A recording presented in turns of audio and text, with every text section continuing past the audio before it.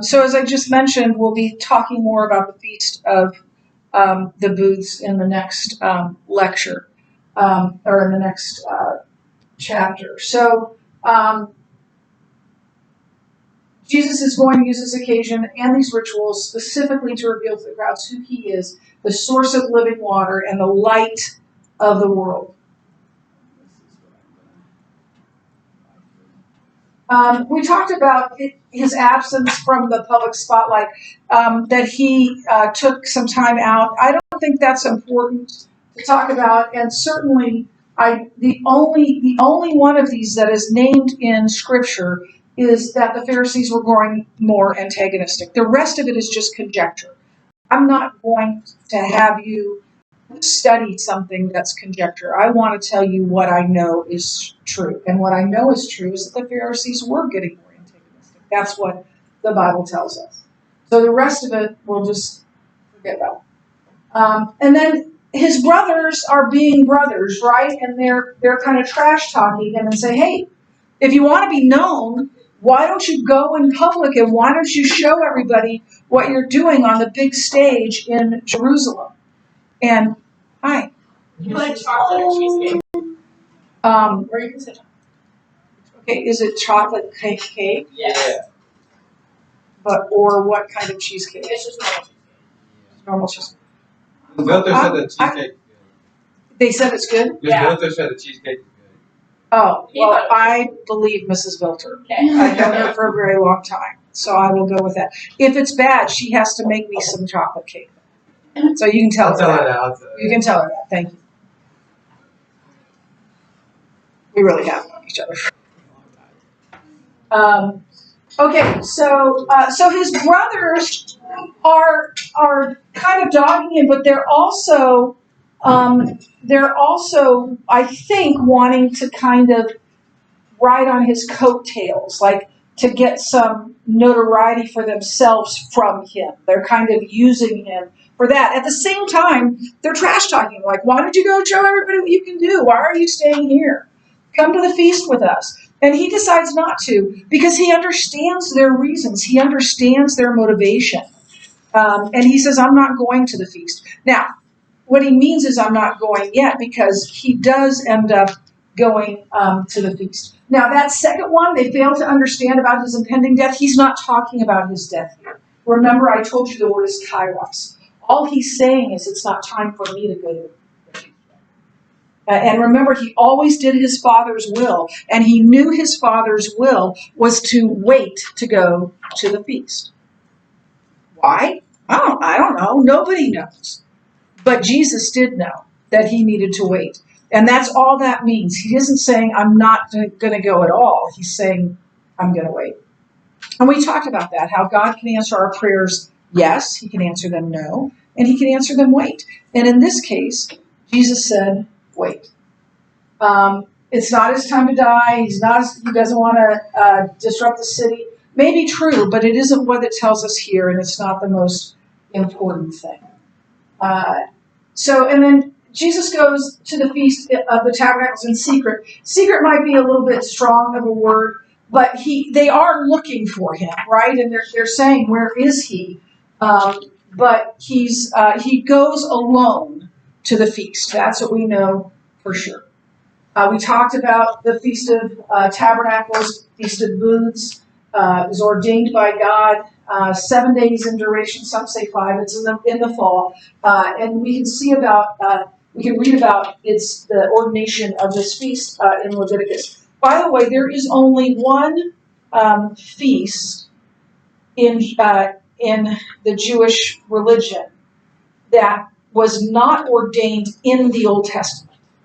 It became a festival. It became a holy day, a holy time in the intertestamental period. There was about 400 years from the time that the Old Testament was completed and Jesus' birth. And that feast, that festival, came into being at that time. It was about AD 70, I believe. No. It was before that, because that's not in the Testament. Anybody know which one that is? You know what it is. You just don't know it. That's your hint.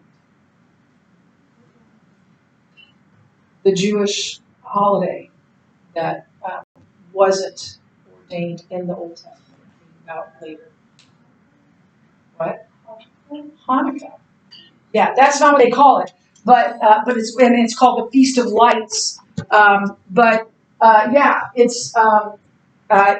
Hanukkah, what we call Hanukkah these days. So it's also called. So the Feast of Tabernacles is also called Sukkot. It's a memorial to God for giving them the land and for giving them the food that came from the land.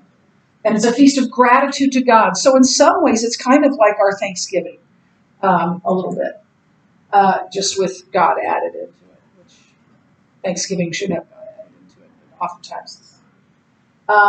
So the people were marveled at his brilliance. He reveals the source of his learning and his divine humility.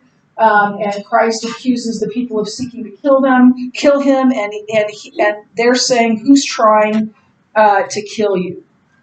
So these are we're now talking about the results of the temple. So we'll pick up here a little bit. About the middle of the feast, Jesus went up into the temple and began teaching. The Jews therefore marveled, saying, "How is it that this man has learning when he has never studied?" So Jesus answered them, "My teaching is not mine, but it is his who sent me." So, as I mentioned yesterday, the tradition was that if you wanted to become a rabbi, you found a rabbi. He had no rabbi over him. He just showed up. So who taught him? It was the question. And they didn't understand that he didn't need to be taught because he was God. He already knew it all. And then the Jewish leadership says, "Who's trying to kill you?" Or the people say, "Who's trying to kill you?" He knew they were trying to kill him. They knew they wanted to kill him. But the people didn't know that. So if anyone's will is to do God's will, he will know whether the teaching is from God or whether I am speaking on my own authority. The one who speaks on his own authority seeks his own glory, but the one who seeks the glory of him who sent him is true, and in him there is no falsehood. He's not trying to seek his own glory as many leaders, the leaders of the Jews were. He's seeking the glory of God. He wants God to be glorified. And then he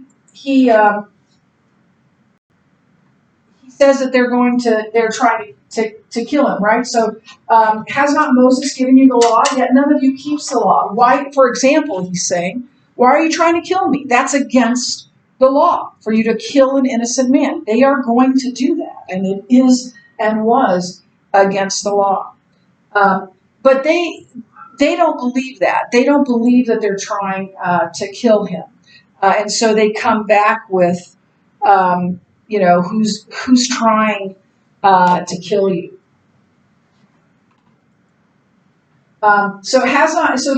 Here's what he's saying, and this is kind of where we left off yesterday, I think. Has not Moses given you the law? Yet none of you keeps the law. Why do you seek to kill me? The crowd answered, "You have a demon. Who is seeking to kill you?" Jesus answered them, "I did one work, and you all marvel at it." Remember the healing at the pool of Bethesda in chapter 5 of John. That's what he started up. "I did one work, and you all marvel at it. Moses gave you circumcision, not that it is from Moses, but from the fathers. And you circumcise a man on the Sabbath. If on the Sabbath a man receives circumcision, so the law of Moses may not be broken, are you angry with me because on the Sabbath I made a man's whole body well? Do not judge by appearances, but judge by right judgment." So what I told you yesterday was that circumcision was a rite, was a thing that was done for every Jewish male. And it was seen as a perfecting rite, as making that person well. And so if the seventh day after the birth was the Sabbath, they still did the circumcision, even though the guy that was circumcising that baby, was doing his job. He was working. And so Jesus is saying, if it's okay to circumcise on the Sabbath, to make the baby well on the Sabbath, then why is it wrong for me to make a whole man's body well on the um, it's a break with it's a break from the law, and they are to. I mean, what Jesus is doing is not against the law. It's in keeping with the law, just as circumcision is as well.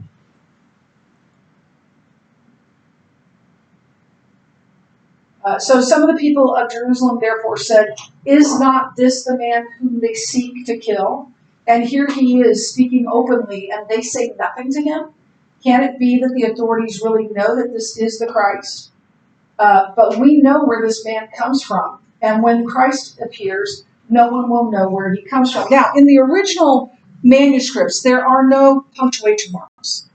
And so this next part, I believe, Jesus is the first thing Jesus says is a question. So Jesus proclaimed as he taught in the temple, "You know me? You think you know me? And you know where I come from?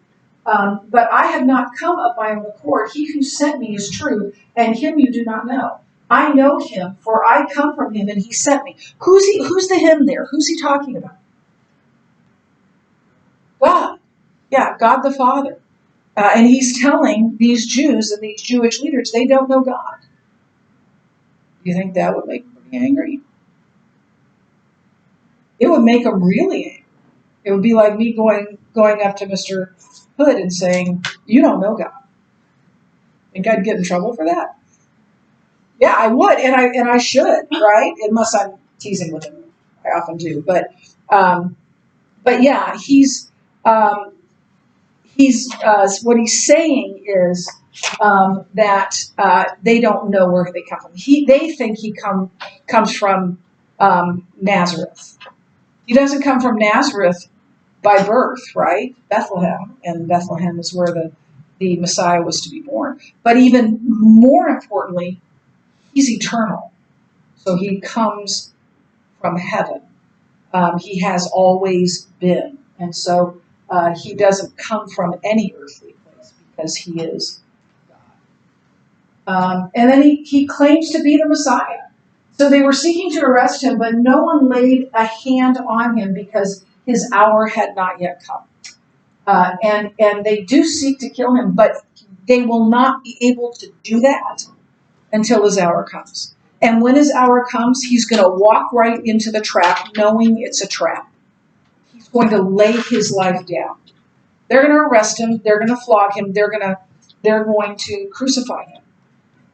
But he gives himself up for that because he knows what's coming. So they are seeking to kill him, and they will. But many people who heard him speak believed in him. They said, "When Christ appears, will he do more signs than this man has done?" What they're saying is, look at what he's doing. Isn't that exactly what our scriptures say Messiah will do? Is Messiah going to do more than this? And so there were many people who believed in him.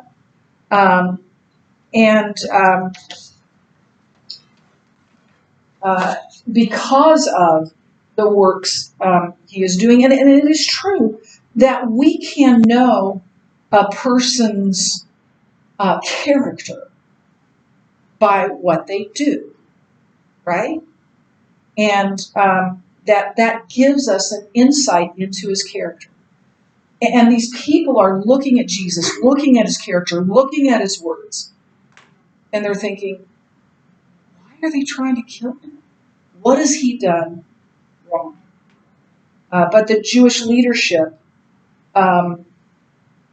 denied, not only denied that they were trying to kill him, but they denied that Jesus was the Messiah.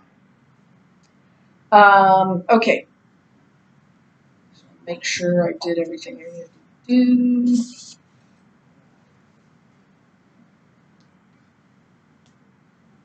Yep. Okay.